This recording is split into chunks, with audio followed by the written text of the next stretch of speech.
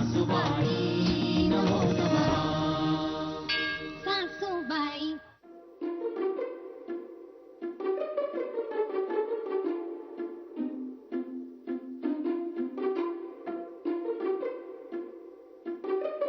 आई आई आलेत सगळे.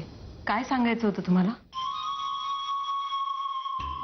हो, पावसाळ्याआधी घर जरा स्वच्छ करायचं म्हणते, म्हणजे पेस्ट कंट्रोल करून घ्यायचं ठरवते. म्हणजे काय की घरातले छोटे मोठे किडे आहेत ते बाहेर निघतील आणि घर स्वच्छ होईल, नाही का? तर म्हणून 2 दिवस आपण सगळ्यांनी आत्याकडे जाऊन राहायचं. काय आई असं मध्येच त्या बिल्डरचा प्रस्ताव सोडून? म्हणजे वहिनींना असं म्हणायचं होतं की आत्ता इतक्यात कुठे जायचं आपण, म्हणजे खूप ऊन आहे ना.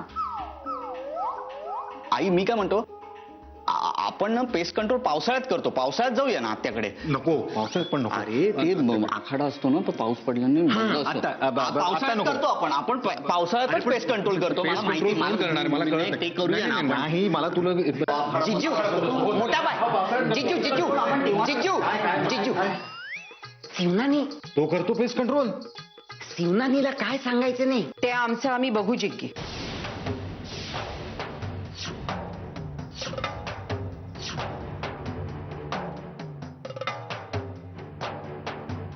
प्रश्न असा आहे की आम्ही इथून सगळेच गेल्यावर तुझं काय? त्यामुळे आता तुलाही निघायला हवं, नाही का? नंतर ये बरं का, अगदी आपलंच घर समजून ये. पण आता मात्र तुला निघायला हवं.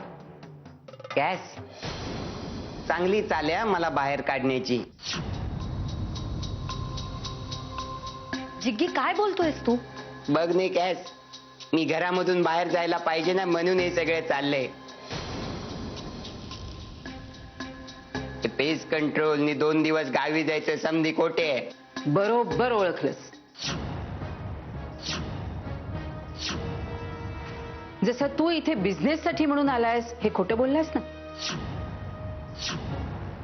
तसंच आम्ही पेस्ट कंट्रोल साठी बाहेर जातोय हे मी खोटं बोलले.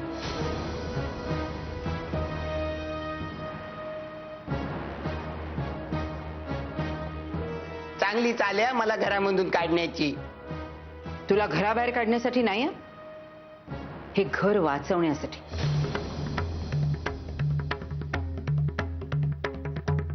खरं तर तू घरातून निघून जा असं सांगू शकले असते,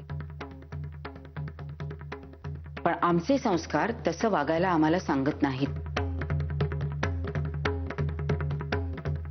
म्हणून थोडं आडमार्गाने सुचवलं. मग मी काय आता घर पाडायला निघाले का? मी तुमच्या फायद्यासाठीच बोलते नाही, तर तुम्ही मलाच बाहेर काढते. आता मी काय राहायला आले का इथे? मग कशाला आला होतास? या घराच्या जागी टॉवर बांधण्यासाठी? आई काय बोलताय तुम्ही? अहो तो आपल्या सगळ्यांच्याच फायद्यासाठी बोलतोय आणि तुम्ही त्याचा अपमान करताय. तुम्ही त्याला घराच्या बाहेर हाकलवताय.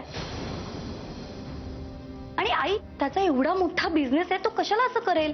कशाला या घराच्या जागी तो टॉवर बांधेल? हो आई, आणि टॉवर बांधला की यामध्ये सगळ्यामध्ये आपला फायदा होईल ना. विघ्नेश,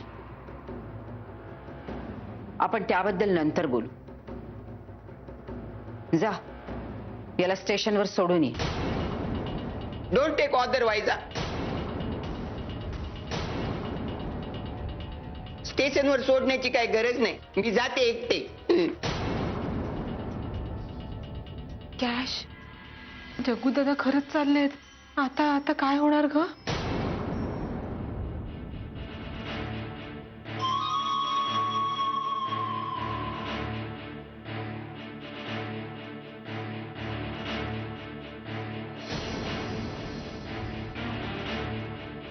जिकी थांब. हे बघ, मी तुझी माफी मागते, पण तू जाऊ नकोस. ना कॅस, आता एवढा अपमान झाल्यावर राहूया घरामध्ये. मी आले म्हणून शिवनानी आले होते, आता मी गेले तर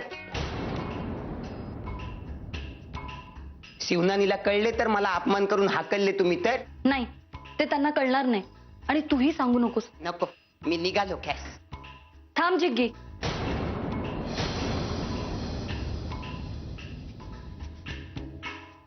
तुला एक बहीण सांगते, जाऊ नकोस. बहीण तर सांगणारच ना, पण बाकीच्यांनी सांगायला नको का?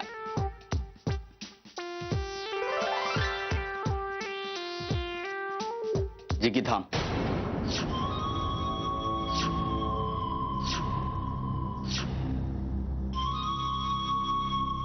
जिग्नेश, घर सोडून नको जाऊस. थांब. विघ्नेश, जाऊ दे त्याला.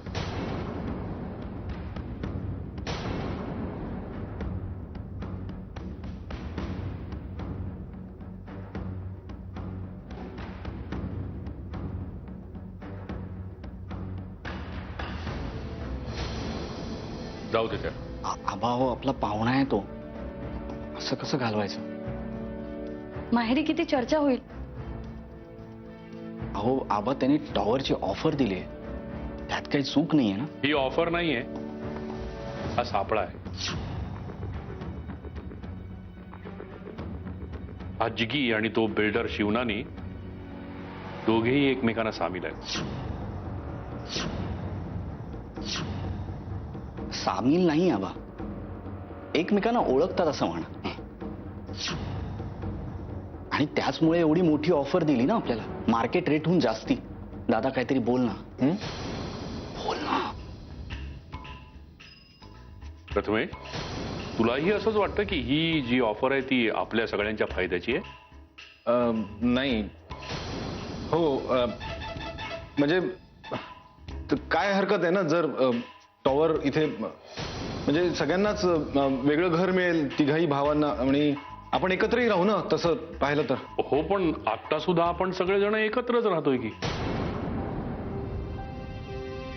पण नंतर मोठ्या आणि चांगल्या जागेमध्ये राहू ना. हो, आणि मुलांच्या भविष्याचा विचार केला तर आता काही पैसे पण मिळतील ना आपल्याला. प्रथमेश, तू सुद्धा सगळं पैशात मोजायला लागला. आबा हो, चांगलं जगण्यासाठी पैशाची गरज असतेच ना. चांगलं जगण्याची तुझी नक्की व्याख्या काय आहे विघ्नेश?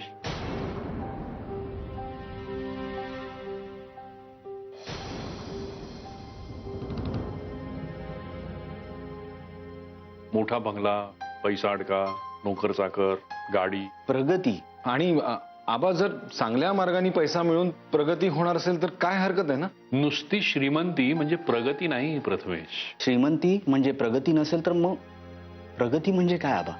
हे तुम्हा मुलांना नव्यानं शिकवायला लागतंय, हे दुर्दैव आहे माझं. आबा हो, गेली अनेक वर्ष आपण या घरात राहतो आहोत.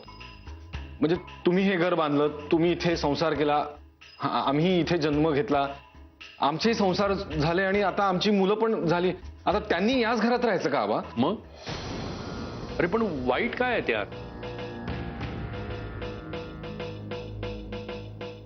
आता बघ प्रथमेश, आता उद्या तुम्ही एखाद्या मोठ्या टॉवर मध्ये राहायला जाल, खूप चांगल्या अम्युनिटीज. पण विचार कर ना, आजपासून 10 वर्षांनी त्याच अम्युनिटीज जुन्या होतील. मग अजून मोठा टॉवर, अजून मोठं घर, मोठी गाडी, खूप पैसा.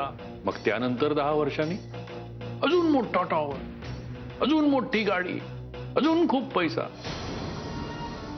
अरे किती आणि कोणतं सुख हवंय तुम्हाला? बोला ना.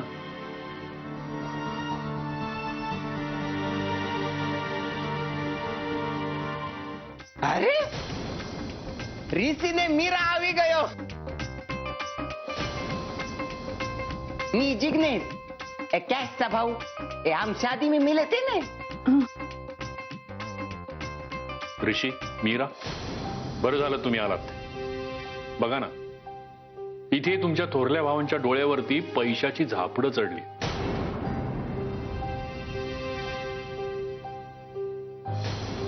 अरे ते दोघे जण या घरात जा. अहो, जा तुम्ही जाऊन फ्रेश व्हा, दमला असाल ना.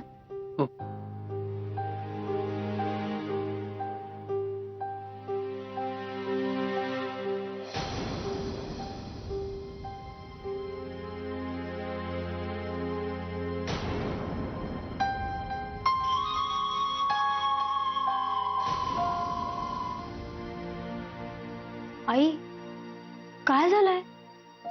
आबा एवढे का चिडलेत? नाही काही नाही ग. सांगते नंतर. जा तुम्ही जाऊन फ्रेश व्हा.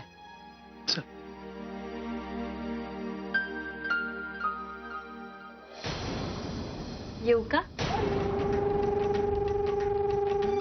काय मग ऋषी मीरा, प्रवास कसा झाला? लग्नात मजा केली ना?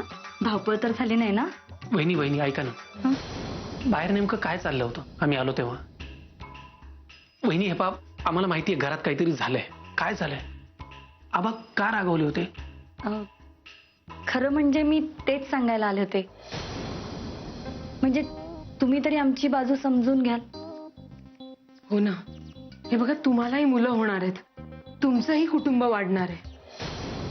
मग त्यांचं शिक्षण आहे, खर्च आहे. झालंच तर. वहिनी प्लीज सांगा ना काय झालंय. हा, मी सांगते.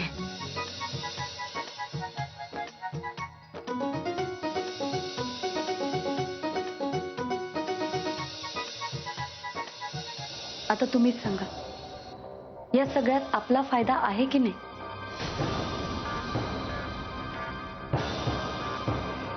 यात खरं तर फायदा नाहीच आहे तो फक्त तोटा. अरे आजकालच्या जमान्यामध्ये जमीन म्हणजे सोनं आहे रे, सोनं जे आपल्याकडे आहे. आणि तो शिवनानी हे सगळं लाटायला बघतोय ही 3 फ्लोअरची ऑफर देऊन. मला नाही वाटत ही ऑफर आहे. हा सापळा आहे. आणि तो सापळा रचलाय काश्मीराच्या भावानं. दुःख एवढ्याच गोष्टीचं आहे की प्रथमेश आणि विघ्नेश यात अडकले. आबा तुम्ही त्रास नका करून घेऊ प्लीज. नाही, मला मान्य आहे की विघ्नेश नेहमी डोक्यानं विचार करतो, तो मनानं विचार नाही करत. पण प्रथमेश सुद्धा. अहो यात प्रथमेशचा दोष नाहीये. ही ऑफरच अशी आहे ना की प्रथमेश सारखा भोळा माणूस पण यात अडकेल. आई म्हणतात ते अगदी बरोबर आहे. ही वेळ रागवण्याची नाही, पुढे काय करायचं हे ठरवण्याची. आणि त्यासाठी मला तुम्हा दोघांची मदत लागेल. आई तू फक्त सांग काय करायचंय, आम्ही तयार आहोत. हो, हवं तर प्रथमेश दादा आणि विघ्नेश दादांना समजावू का? हो ना. नाही बिलकुल नाही.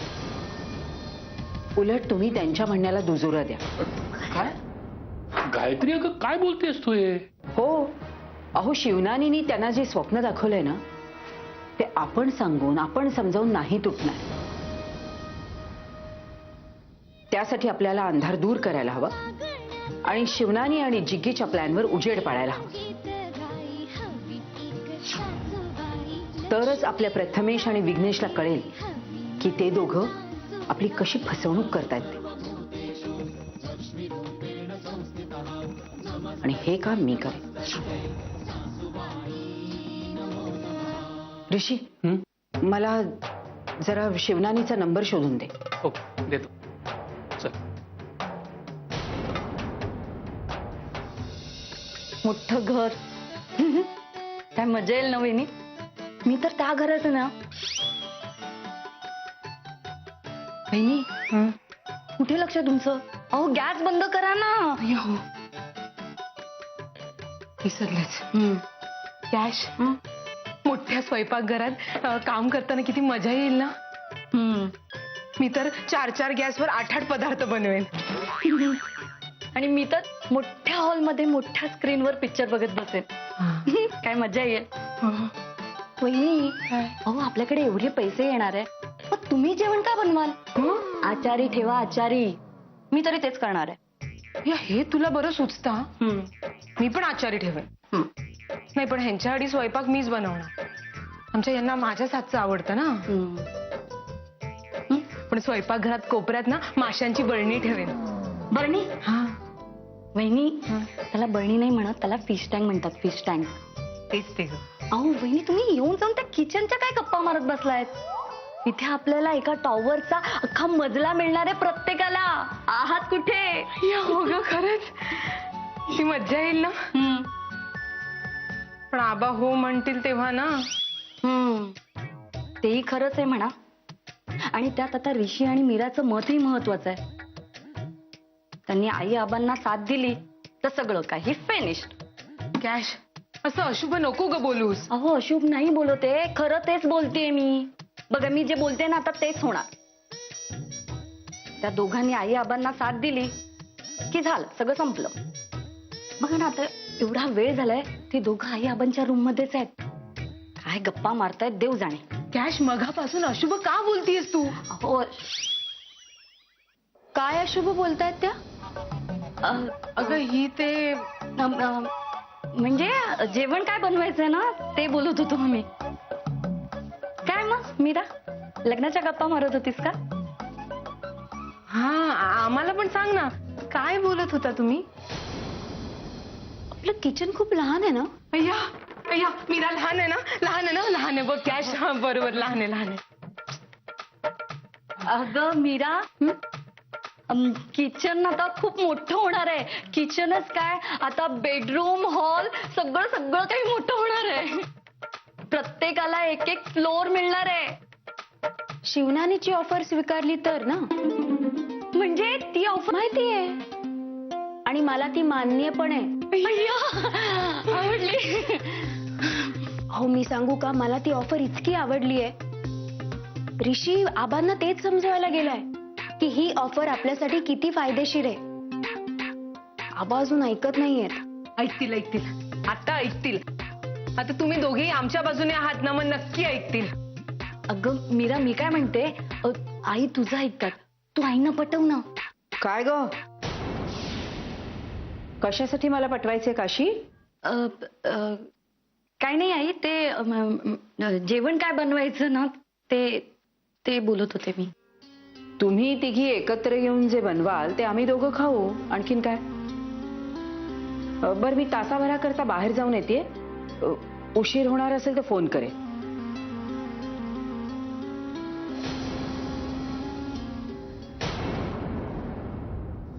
प्रॉब्लेम फोन નો છે કે નેટવર્ક ને? हॅलो, हो मी निघालेच आहे, 20 मिनिटात पोचते. पण त्या जग्गीचा फोन आला तर उचलू नका. का ते तिथे पोचल्यावरच सांगते.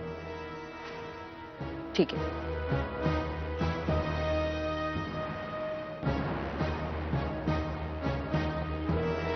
કોણસે? मी गायत्री विनायक रत्नपारखी.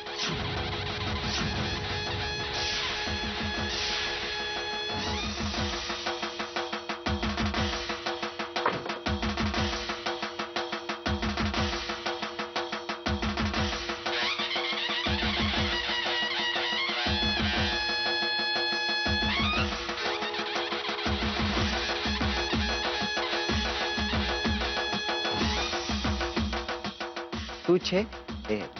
काय? बरं झालं विघ्नेशने तुला थांबवलं. खूप दिवसात मी माझा आवडता खेळ खेळले नव्हते. खेळ? कोणचा खेळ? जो तू खेळतोस ते.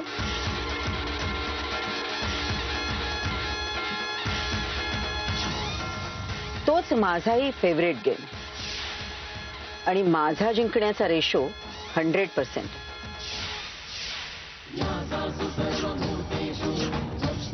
रेडी?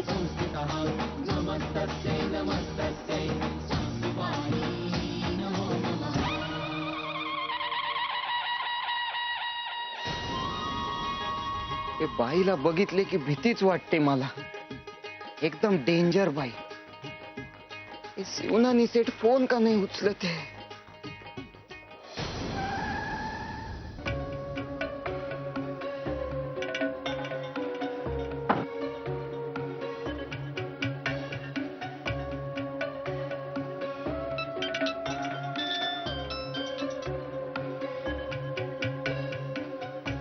ते रत्नपारखीचे बायकोनी स्वतः फोन केला, भेटायला बोलवला. कमाल आहे. काहीतरी गडबड दिसत आहे. काय गडबड आहे? अरे बाबा जिग्गी, अरे याला बी दम धरवत नाही. सारखे सारखे फोन करते. आता ते गायत्री जी बोलले याचा फोन नाही घ्यायचा.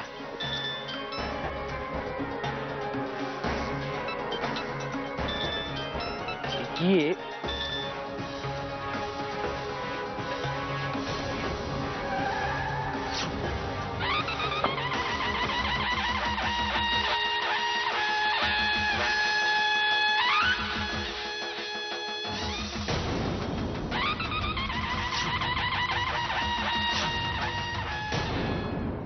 सासूबाई